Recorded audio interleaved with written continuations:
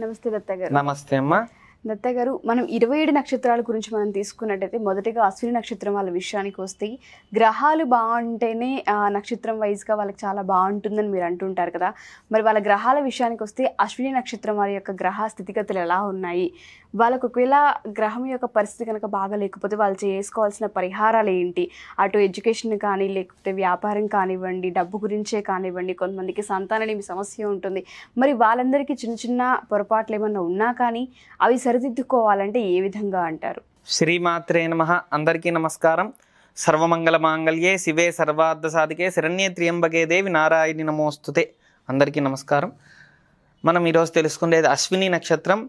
అశ్విని నక్షత్రం యొక్క తత్వం ఏంటి, అశ్విని నక్షత్రం యొక్క స్వభావం, అదేవిధంగా గ్రహస్థితులు ఏవి అనుకూలంగా ఉంటాయి, అవన్నీ కూడా మనం తెలుసుకోవడం వల్ల 10 మందికి ఎప్పుడు కూడా ఈ అశ్విని నక్షత్రం వాళ్ళు ఎప్పుడు 10 మందికి సహాయం చేయాలనుకుంటుంటారు. అందరికీ కూడా తాకట్టులో ఉన్న బంగారాన్ని విడిపించి ఆ రోజు ఆన్లైన్ రేటుకే మేము కొంటాం. Sharma gold company. గుర్రం ఏ విధంగా అయితే స్పీడ్గా వెళ్తూ ఉంటుందో వీళ్ళ ఆలోచనలన్నీ కూడా మనం ఎవరికైనా సహాయం చేస్తే బాగుండు కదా అనుకునేలోపు వీళ్ళు సహాయం చేసి కూడా వస్తారు. అంటే అంత మంచి స్వభావం ఎక్కువ ఉంటుందన్నమాట. అయితే ఏంటంటే జాతక పరంగా ఇంత బాగున్నప్పుడు కూడా కొన్ని పూర్వజన్మ సుకృతం, ఇహజన్మ సుకృతం అని 2 ఉంటాయి అన్నమాట. పూర్వజన్మలో చేసుకున్న కర్మ ఫలితం అంటే గ్రహాలు కనుక ఏదైనా నీచ గ్రహాలు ఉంటే కనుక అప్పుడు ఏమవుతుందంటే ఎంత స్పీడ్ వెళ్ళినా ఎంత చేసిన దానికి కృషికి ఫలితం అనేది ఉండదన్నమాట. అంటే కొంతమంది చూసారా, ఎంత చేసినా ఓవర్ యాక్షన్ చేస్తున్నారనో లేదంటే కావాలని చేస్తున్నారనో ఎక్కిరిస్తున్నారనో అలా మాట్లాడతారు. కానీ వీళ్ళేదో మంచి చేసినా పక్కవాడికి అయితే ఖచ్చితంగా ఇది చెడుగా కనపడుతూ ఉంటుంది కొన్ని గ్రహాల వల్ల. కాబట్టి ముందుగా ఏంటంటే ముందు ఆదిత్యాది నవగ్రహాలు ముందు పరిశీలించాలి. మేషరాశికి అదేవిధంగా వృషభ రాశికి అన్ని రాశులకి మనం పరిశీలించగా ఏదైతే గ్రహం బాలేదో అదేవిధంగా తెలుసుకుంటాం. అదేవిధంగా రాశికి 3 గ్రహాలు ఉంటాయి, అశ్విని భరణి కృత్తిక. కాబట్టి ఇలాంటి నక్షత్రంలో మేషరాశికి వర్తిస్తుంది. అయితే ప్రప్రథమంగా మనం రాశుల గురించి కాదు కాబట్టి నక్షత్రాల గురించి తెలుసుకుంటున్నాం కాబట్టి ముందుగా అశ్విని నక్షత్ర స్వభావం చెప్పాం కదమ్మా, ఈ విధంగా ఉంటుంది. అయితే అశ్విని నక్షత్రంలో తండ్రి నుంచి సపోర్ట్ బాగుంటుంది, అన్నిట్లో కూడా బాగుంటుంది, ఆరోగ్యంగా ఉంటారు, అన్నిట్లో కూడా ప్రతి విషయంలో కూడా బాగా స్పీడ్గా ఉంటారనమాట. అంటే రవిగ్రహం ఎప్పుడు కూడా అశ్విని నక్షత్రానికి మంచి చేకూరుతూ ఉంటాడు. అది యోగ్యమైన నక్షత్రం కాబట్టి అశ్విని నక్షత్రానికి ఎక్కువగా కూడా సూర్యుడి యొక్క సపోర్ట్ బాగుంటుంది. అంటే తండ్రి నుంచి సపోర్ట్ అందుతుంది. ఏదైనా సరే చాలామంది ఏంటంటే అబ్బాయి అయినా సరే అమ్మాయి అయినా సరే తండ్రి నుంచి మంచి సపోర్ట్ అందుతుంది అంటే మనం తెలుసుకోవాలి. సపోర్ట్ అందుతుంది అంటే ఏంటంటే రవిగ్రహం బాగుంది అని. సపోర్ట్ లేదు అంటే తండ్రి నుంచి సపోర్ట్ లేదు అనుకోండమ్మా, ఇది ఎవరో చెప్తే రాదు, మనకి సొంతగానే తెలుస్తుంది. ఒకవేళ సపోర్ట్ లేకపోతే మన జాతకంలో రవి నీచంగా ఉన్నాడు అని దాని అర్థం అనమాట. కాబట్టి రవిగ్రహానికి సంబంధించింది రవిగ్రహ కవచం అవ్వచ్చు, రవిగ్రహ స్తోత్రం అవ్వచ్చు, రవిగ్రహ సంబంధించిన ఏదైనా సరే జపం కానీ పారాయణం కానీ చేసుకోవచ్చు. అదేవిధంగా చపాతీ కానీ గోధుమ పిండి కానీ గోధుమలు సంబంధించింది ఏదైనా సరే ధాన్యం కానీ ఇవి దానం ఇస్తే కనుక శుభ ఫలితాలు శీఘ్రంగా ఉంటాయి. అంటే వీళ్ళకి ఎప్పుడు కూడా ఇప్పుడు మంచి రాజకీయాల్లో రావాలన్నా అదేవిధంగా ఆరోగ్యం బాగుండాలన్నా అన్నిట్లో ఫస్ట్ ఉండాలని ఎప్పుడు ఆలోచనలో ఉంటారు. అయితే అలాంటిది రవి నీచంగా ఉంటే ఏమవుతుందంటే ఫస్ట్లో ఉన్నప్పటికీ కూడా ఆనందం ఉండదు. కాబట్టి అలాంటి ఆనందం రావాలంటే ఖచ్చితంగా కూడా ఈ సూర్యనారాయణ స్వామికి ఆరాధించాల్సిందే. ఖచ్చితంగా పొద్దున్నే లేవాలి, సూర్యుడికి దండం పెట్టుకోవాలి, ఖచ్చితంగా స్నానం చేసి ఏ కులమైన ఏ మతమైన దీంతో క్యాస్ట్తో సంబంధం లేదమ్మా. అంటే కొంతమంది పూజలు చేయాలంటే కష్టం స్వామి, చేయలేని స్వామి అని అడిగే వాళ్ళు ఉన్నారనమాట. కాబట్టి అందరూ ఇది ఆరాధించవచ్చు. పొద్దున్నే స్నానం చేసి సూర్యుడికి దండం పెట్టుకుంటే కనుక మంచి ఫలితం వస్తుందన్నమాట. ఈ విధంగా నవగ్రహాల్లో ప్రప్రథమైన గ్రహం ఆదిగ్రహం సూర్యగ్రహం. కాబట్టి అలాంటి గ్రహ దోషాలంటే సూర్యుడు గనక జాతకంలో రవిగ్రహం అంటారమ్మా, రవిగ్రహం గనక జాతకంలో నీచంగా ఉంటే ఈ ఫలితం ఉంటుంది. అయితే మంచి స్థితిలో ఉంటేమో తండ్రి నుంచి సపోర్ట్ ఉంటుంది, రాజకీయాల్లో బాగా వస్తారు, అన్నిట్లో స్పీడ్ ఉంటారు, స్కూల్లో కూడా మంచి ర్యాంక్ వస్తుంటుంది, అన్నిట్లో కూడా మంచి పేరు ప్రఖ్యాతలు ఖచ్చితంగా వస్తాయన్నమాట. అదేవిధంగా మనం చూసుకుంటే చంద్రుడు కూడా మంచి సపోర్ట్ ఉన్న గ్రహమే. మరి అశ్విని నక్షత్రానికి చంద్రుడు మంచి సపోర్ట్ ఉండటం వల్ల మంచి లాభాలు చేకూరుతాయి, ఎప్పుడు కూడా అన్నిట్లో విజయం సాధిస్తుంటారు. అంటే మనసు ప్రశాంతత ఉంటుంది. ఏ పని చేసినా కానీ ఖచ్చితంగా కూడా 1కి 10 సార్లుగా ఆలోచిస్తారు. చంచల స్వభావం చంద్రుడి కారణమైనప్పటికీ కూడా, అంటే చంచలం ఇక్కడ స్థిరంగా ఉండదు, అక్కడ స్థిరంగా ఉండదు, అక్కడ స్థిరంగా ఉండదు అనే ఆలోచనలు ఉన్నప్పటికీ కూడా చంద్రుడు, కానీ అశ్విని నక్షత్రం వారికి చంద్రుడు మంచి స్థితిలో ఉండటం వల్ల మేధా సంపన్నులు అవుతారు, మేధా సంపన్నులు కలిగి ఉంటారని చెప్పి దాని అర్థం అనమాట. అదేవిధంగా జాతకంలో గనక మానసికంగా ఎవరికైనా సమస్యలు ఉంటే జాతకంలో చంద్రుడు నీచంగా ఉన్నాడు అశ్విని నక్షత్రం వారికి అని చెప్పి అర్థం అనమాట. కాబట్టి అశ్విని నక్షత్రంలో చంద్రుడు నీచంగా ఉండటం వల్ల మానసికంగా సమస్యలు కలుగుతుంటాయి. వీళ్ళకి చంద్రుడు నీచంగా ఉన్నాడు అనడానికి సింటమ్స్ కొన్ని ఉంటాయి. అది ఎలా తెలిస్తేనే కదమ్మా మనం ఇప్పుడు సమస్య ఏంటంటే ఎన్నో హాస్పిటల్స్కి పోయాం, ఎన్నో చోట్ల చూపించుకున్నాం, కానీ తగ్గట్లేదు. అంటే వ్యాధి ఏంటో తెలిస్తే కదా దానికి మనం ఎంబడే పరిష్కారం దొరుకుతుంది. కాబట్టి మానసికంగా సమస్యలు కానీ ఇవన్నీ ఉంటే చంద్రుడు నీచంగా ఉన్నట్టు. తినేటప్పుడు అన్నం తినేటప్పుడు అన్నం ఇసిరేసినా, అదేవిధంగా అన్నం మీద ఇంట్రెస్ట్ లేకపోయినా, చూడండి కొంతమంది తీర్థం తీసుకునేటప్పుడు పాల అంటారు, అదేవిధంగా కొంతమంది పెరుగు తీసుకోరు. పెరుగు జాతకంలో శుక్రుడు నీచంగా ఉంటే పెరుగు తీసుకోరు, అంటే వాళ్ళ మనసుకి అది ఇంట్రెస్ట్ కలగదు. అదేవిధంగా పాలు కూడా చీచీ పాలు అంటారు. అందుకే అమ్మ ఇప్పుడు మీరు నిజంగా యథార్థం మాట్లాడుతున్నాను, చిన్నపిల్లలు చాలామంది పాలు నాకొద్దు, నాకు ఇంట్రెస్ట్ లేదు అంటుంటారు. వాళ్ళకి ఎవరికి కూడా ప్రేమలు చాలా తక్కువ ఉంటాయి. ఏదన్నా అంటే సెన్సిటివ్ అండి మా పిల్లాడు అంటారు, కానీ సెన్సిటివ్ తత్వం కాదమ్మా, అది అలవాటు చేస్తున్నారు. జాతకంలో చంద్రుడు నీచంగా ఉంటే పాలను ముట్టుకోరు. కాబట్టి చంద్రుడు జాతకంలో నీచంగా ఉన్నాడని అర్థం చేసుకోవాలి. అదేవిధంగా కుజుడు, ఈ యొక్క వాస్తవంగా అశ్విని నక్షత్రం వారికి కుజుడు బాగుంటాడు, మంచి స్థితి కలిగి ఉంటాడు, మంచి లాభాలు చేకూరుతాయి. రుణం ఎప్పుడు కూడా ఒకరికి ఎంత రుణం చేస్తే మంచిదా, ఎంత రుణపడి అంటే వాళ్ళకి ఎంతైనా సహాయం చేయాలని. రుణం చేయడం అంటే ఏంటంటే వీళ్ళ దగ్గర వీళ్ళు ఏం ఆశిస్తుంటారంటే వీడు నాకు ఏదైనా ఇస్తూనే ఉండాలి, అంటే వీడికి ఏదో సహాయం చేస్తూనే ఉండాలి అనే స్వభావం ఎక్కువ ఉంటుంది.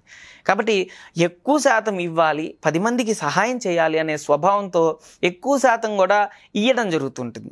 అలానే ఇచ్చేటప్పుడు జాతకంలో కుజుడు నీచంగా ఉంటే ఇతను ఏం చేస్తుంటాడంటే అప్పులు చేస్తుంటాడు. అంటే ఇతనికి సంబంధం లేని విషయంలో కూడా వెళ్ళి సంతకాలు చేయడం, అలాంటి విషయాల్లో ఇరుక్కోవడం, అలా అప్పులు చేసి అనవసరంగా ఇబ్బంది పడడం జరుగుతుంది. కాబట్టి అలాంటి విషయాల్లో జాగ్రత్తగా ఉండాలి. జాతకంలో కుజుడు నీచంగా ఉంటే ఇతను భూమి సంబంధించి ఎంత ప్రయత్నించినా దొరకకపోతే కుజుడు నీచంగా ఉన్నాడు. అశ్విని నక్షత్రం వారికి ఈ జాతకంలో కుజుడు నీచంగా ఉన్నాడు కాబట్టి కుజుడు మంచి స్ట్రాంగ్ అవ్వడానికి కుజ కవచం కానీ అంగారక కవచం కానీ చేసుకోవడం వల్ల సత్ఫలితాలు తొందరగా వస్తాయి. కుజుడు నీచంగా ఉంటే ఏమవుతుంది, మా అబ్బాయి పప్పు తినండి జాతకంలో, అంతే అమ్మా. ఎప్పుడైతే మన ప్రవర్తన మనం తిన్నాం, మన తాతలందరూ తిన్నారు, మన పిల్లలు తినట్లేదంటే కారణం ఏంటంటే ఆ కిరణాలు సరిగా పడకపోవడం అవ్వచ్చు. ఇది తిన్నప్పటి నుంచి అరగట్లేదు అంటున్నారంటే కిరణాలు సరిగా పడట్లేదు. అంగారకుడు ధాన్యం ఏంటిదయ్యా అంటే ఆడక ధాన్యం అంటారు. ఆడకం అంటే ఏంటంటే కందులు. ఈ కందులు ఎప్పుడైతే మనకి పడట్లేదో జాతక పరంగా కుజుడు నీచంగా ఉన్నాడని అర్థం ఖచ్చితంగా అమ్మ. కాబట్టి ఇప్పుడు ఇక్కడ స్విచ్ చేస్తేనే కదా అక్కడ కరెంట్ వచ్చేది. ఏదైనా సరే లైట్ వెలగాలంటే మనం ఇక్కడ స్విచ్ చేయాలి, అంతే కదమ్మా. అంతేగాని లైట్ వెలగట్లేదని 10 సార్లు చూసినా ఉపయోగం లేదు. అలానే ఇప్పుడు చూస్తుంటే జనాలలో జాతక పరంగా కొన్ని గ్రహాలు నీచంగా ఉన్నప్పుడు ఇలాంటి ఎఫెక్ట్ అయితే ఉంటుందన్నమాట. కాబట్టి కుజుడు నీచంగా ఉంటే ఈ విధంగా ఉంటుంది.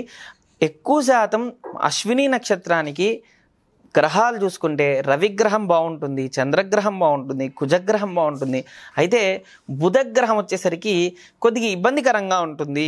అంటే ఉద్యోగపరంగా అవ్వచ్చు, అదేవిధంగా వ్యాపార పరంగా అవ్వచ్చు, కొన్ని ఆటంకాలు కలుగుతుంటాయి. అంటే వీరికి వచ్చే అధికమైన సమస్య ఏంటంటే ఎప్పుడూ కూడా 10 ఎత్తుక్కుంటుంటారన్నమాట. 10 జాబులు చేసేద్దాం, లేదంటే తొందరగా సెటిల్ అయిపోవాలన్న ఆలోచనలో ఉంటారు. దానివల్ల ఏమవుతుందంటే మంచి ఆఫర్స్ వచ్చినవేమో చెడగొట్టుకుంటారు, ఏదో చిన్న ఆఫర్స్ దానిలో ఏమో జాయిన్ అయిపోతుంటారు. అదే ప్రాబ్లం. అట్లా కాకుండా ఆలోచించండి, కూర్చొని ప్రశాంతంగా ఆలోచించి. అదేవిధంగా జాతకంలో బుధుడు బాగుంటే చేసేదే మంచి స్టెప్ వేస్తారు, వచ్చేటప్పుడే మంచి జాబ్ వచ్చేస్తుంది.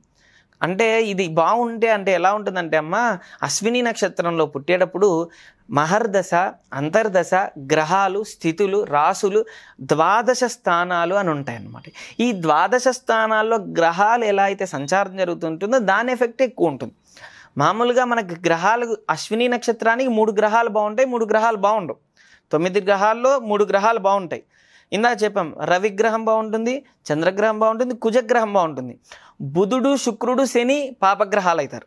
అయితే రాహుకేతులు ఛాయాగ్రహాలే. కాబట్టి మెయిన్గా ఇప్పుడు చెప్పుకునేది ఏంటంటే, ఈ బుధుడు ఒకవేళ జాతకంలో 12 స్థానాల్లో ఎక్కడైనా మంచి స్థానంలో పడ్డాడు అనుకోండి బుధుడు, అప్పుడు చెడుని మంచి యోగంగా ఇచ్చి మంచి జాబ్ ఇవ్వడం, వ్యాపారంలో మంచి స్థితి కలిగించటం, అన్నిట్లో బాగుండటం.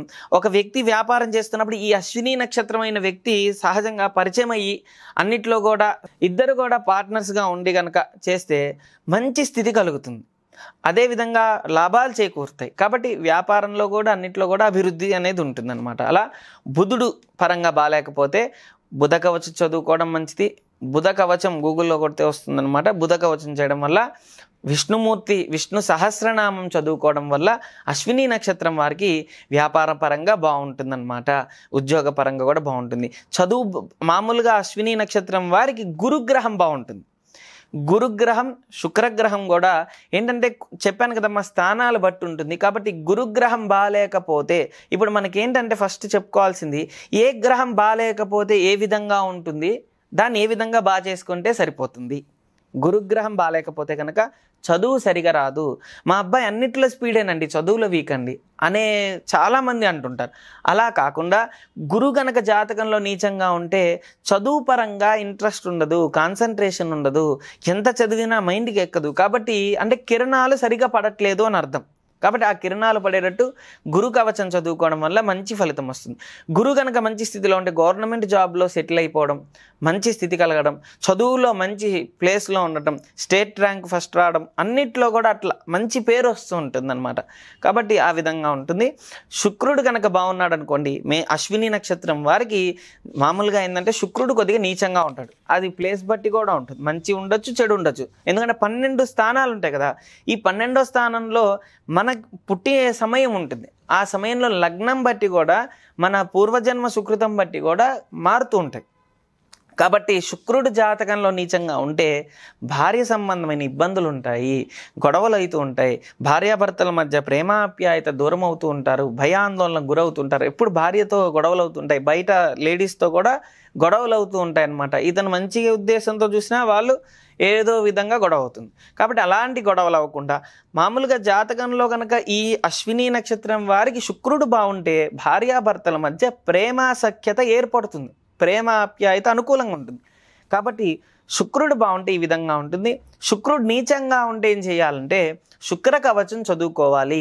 శ్వేత వస్త్రం అంటే తెల్లటి వస్త్రాన్ని శుక్రవారం రోజు 1 కానీ 2 కానీ 10 మందికి పంచడం మంచిది. అంటే 10 సార్లు, ఇప్పుడు ఒకసారి శుక్రవారం ఉంది కదా, అలా 10 శుక్రవారాలు 10 మందికి ఇస్తే కనుక సత్ఫలితాలు తొందరగా వస్తాయన్నమాట.